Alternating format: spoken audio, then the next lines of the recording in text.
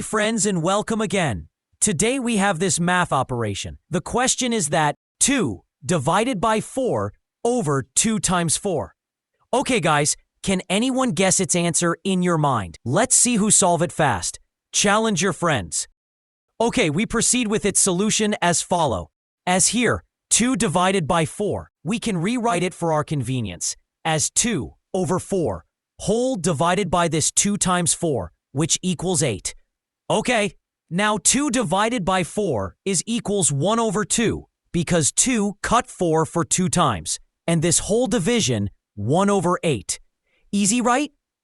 Now we apply KCF rule if you remember. Keep the first fraction as it is, change the sign and flip the next fraction. Okay, according to KCF rule, keep this 1 over 2 as it is, change this division sign into multiplication, and flip this 1 over 8 into normal 8. Easy, right? Okay, in next step this 2 will cut this 8 for 4 times. Now this 4 is our final answer for today's math operation. Done. Guys, remember, life is a short film, so fill it with likes and subscribe buttons. If you don't, you'll only have to eat cheap burgers. Take care and see you in next video.